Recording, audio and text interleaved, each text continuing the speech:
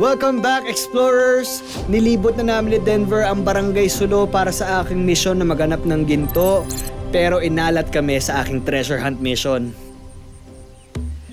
Grabe, ang dami na namin napuntahan ni Denver para sa mission to ko na maghanap ng ginto. Kaso, hirap eh. Kasi huhukayin pa tayo. May mga kilala ka bang pwedeng tumulong sa atin, Denver? May kilala.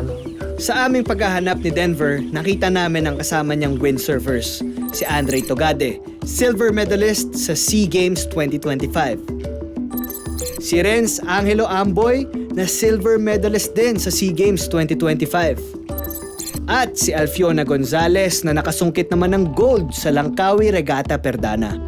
Ang aastig ng mga kaibigan ko ngayon, lahat champion sa windsurfing. Mga members din sila ng Philippine Windsurfing Team. Halos kasabayan din ni Denver na natuto ng sport at kasama niya sa mga competitions dito sa Pilipinas at abroad. Nagsimula po ako mag-windsurf sa 9 years old. Grabe ang bata. Tapos hanggang ngayon, hindi pa ikaw nagsasahod? Hindi pa rin po. Nagsimula po akong mag-windsurf is 9 years old. 9 din. Hanggang ngayon po, 20 years old na po ako, tuloy-tuloy pa. So 11 years ka na nag-windsurf. Galing ko sa math, no? Halos isang taon ng paghahanda nila kapag sasali sila sa competition para tapatan ng magagaling na atleta galing sa ibang bansa. Pero di lang to basta training sa kanila. Nagiging libangan na din po kasi namin siya.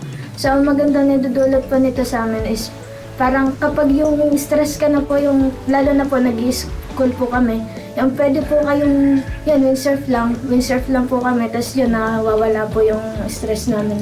Maganda po ang naitutulong ng windsurf sa amin. Kumbaga, magiging physical healthy ka, mind healthy, nakatulong din sa pamilya, sa sarili panggastos. Yun lang po. Tapos, nakarating kami ng ibang bansa ng walang expenses. Tapos, ang inaano lang talaga namin is yung pride ng Philippine flag. Oo. Kumbaga, pasan-pasan nyo ang pangalan ng Pilipinas. Ay, hello po. Mas, si Miguel. Lola. Ah, nanay. Miguel ho, Miguel. No, magandang araw po. Mano ho? Ewan ka ng Diyos. Miguel po, Miguel. Buti po, sinuportahan nyo at napakagaling na ni Denver ngayon. Una siyang pumasok sa ganyan, nasa abroad ako, nasa ibang bansa. Ah, talaga po? Ang papa niya nag-push na dahil nga pandemic noon, pinush ng kanyang papa na pumasok sa ganyang sports. Okay. Yun, masaya ako dahil na nabalitaan ko na may marunong siyang mag-windsurfing. Sa disiplina ko, dahil nako, sa totoo lang, kulitis, siyempre, pag bata pa may pagkakulitis, yun. Ay, ano po yung kulitis? Ayun, makulit. Makulit. So dati po, makulit po siya. Makulit. Tapos po Nung pumasok, siyempre may discipline, ibang disiplina sa mga ganyan mga sport, kasali sa sports. Malaking na-obserbahan ko malaking tulong. Agad tayo dyan. Disiplinado. Kayo, gusto ko rin malaman, ano yung mga supportang nakuha nyo sa parents niyo? Nung nagsisimula pa lang po ako, sa tatay ko, yung paghatid sundo pa lang po sa akin, papunta sa kampo, yun po, ramdam ko na po talaga yung suporta nila sa akin. Tapos, yung yung tuwing pagising ko sa umaga, yung kain ka na, ganito, may training ka pa, ganyan. Tapos hanggang sa ngayon po, ramdam ko pa rin po siya. Parang naiiyak si Monang, no? parang napapareminis siya eh. O, Gabe, ano sa'yo? Ang nakuha ko po sa papasan mula sa magulang ko is lagi po nila akong pinupush hanggang sa... Basta pinupush po nila ako hanggang sa walang katapusan. Training ka lang ng training, kailangan na yun. Lagi po nila ako sinasama sa kanilang pag-isa. Support ng mga kapatid ko naman po sa akin is kasi galing din po sila sa pagiging windsurfer eh. So lahat po din ng kanilang mga natutunan, binibigay din po sila sa akin. Kumbaga sa madaling salita, yung sa mga atletang kagaya nyo, sobrang laking bagay ng suporta galing sa mga mahal natin sa buhay. Malaki man yan or maliit, basta nanggaling sa kanila, parang nagbo-boost ng confidence natin, nagbo-boost ng lakas natin. Saludo ako sa inyo. Eto, ikaw to, no? Oo. Lupit. Congrats sa inyo. Ako, hindi kayo mananalo ng mga medals kundi dahil sa hard work nyo and suporta ng mga magulang nyo. Pwede kong makita kasi hindi pa po nakakita ng gold na medal talaga eh.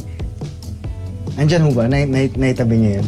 At Pinakita na nga sa akin ni Denver ang kanyang gold medal. Grabe, ngayon lang ako nakahawak ng gold medal galing SEA Games. Ang laki at ang bigat pa. Ang lupit. Congratulations, bro. Pwede ka suot? Experience lang. Sige lang, Pwede ba? sige lang. Pwede mo ba? Pwede mo ba? And the gold medal goes to Miguel. Thank you. Dapat daw kinakagat ang gold medal. Teka, subukan ko nga. Kinagat mo to? Kagating na. Wow, galing. At syempre, kailangan ko ng remembrance. Kasi bihira lang yung ganitong moment eh. Mami, pwede mong pa-picture po kami ni Denver. Tara, picture tayo.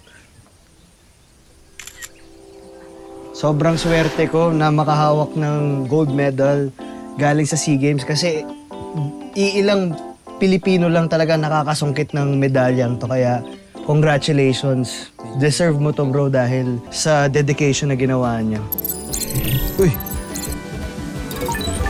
Yo! Mission 2 accomplished, explorers! Ito pala yung gold na pinapahanap sa atin, ang gintong hindi nakatago o nakabaon, kundi ang gintong nakukuha sa pagsisikap, disiplina at determinasyon. Grabe. Kakaibang experience to. Congratulations sa inyo. Congratulations sa mga atleta, sa mga magulang na sumusuporta sa atleta. Maraming salamat sa experience ito. At dahil dyan, na-curious ako, mahirap ba mag-windsurf? Hindi naman po. Kanino ako pwede magpaturo ng windsurf?